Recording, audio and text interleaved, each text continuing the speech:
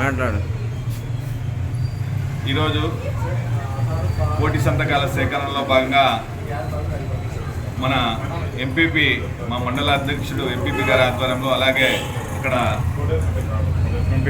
MPTC నరసింహుల Naik గారి సమక్షంలో చిగురుమాన్ తాండా చౌర్తాండా గ్రామస్తులు కోటి సంతకాల సేకరణలో భాగంగా కోటి సంతకాలు ప్రభుత్వం మెడికల్ కాలేజీలు ఇప్పుడున్న కూటమి ప్రభుత్వం గతంలో జగన్మోహన్ రెడ్డి గారు పేద ప్రజలకి వైద్యం అందాలి అని ఒక ముఖ్య ఉద్దేశంతో పేద విద్యార్థులకి మెడికల్ సీట్లు రావాలని ఒక కంకణం కట్టుకొని దేశంలో ఎన్నడూ లేని విధంగా 17 మెడికల్ కాలేజీలు ఈ రాష్ట్రానికి ఆయన తీసుకొస్తే అందులో దాదాపు 7 మెడికల్ కాలేజీలు పూర్తి చేసిన ఘనత జగన్మోహన్ రెడ్డి గారిది.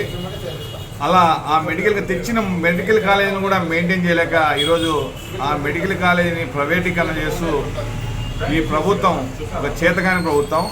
కాబట్టి ఈరోజు ఈ కోటి సంతకాలు అనేది ప్రజలు ఈరోజు నష్టపోతున్నారు. ఒకవేళ మెడికల్ విద్యార్థులు నష్టపోతున్నారు.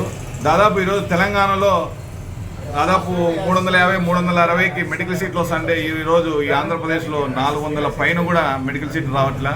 ఎందుకంటే ఈరోజు ఈ ప్రభుత్వం ఈ మెడికల్ కాలేజీలకి ఉపయోగించుకోవట్లేదు. ప్రైవేటీకరణ చేసి ఈ మెడికల్ కాలేజీలు దాదాపు 5,000 కోట్లు 6,000 కోట్లు ఒక మెడికల్ కాలేజీని అమ్మేస్తున్నారు. కావున మీకు ప్రజలు బుద్ధి చెప్తారు. కాబట్టి మేము ఈ కోటి సంతకాలన్నీ సేకరించి గవర్నర్ గారికి ఇచ్చి ఇది ప్రైవేటీకరణకు పూర్తిగా మా నాయకుడు జగన్మోహన్ రెడ్డి గారు వ్యతిరేకం. కాబట్టి ఇది ఇన్ఛార్జ్ మక్బూల్ గారి ఆధ్వర్యంలో చేయడం జరిగింది. కాబట్టి ఈ అవకాశం మీ అందరికీ ప్రత్యేక ధన్యవాదాలు తెలియజేస్తాం.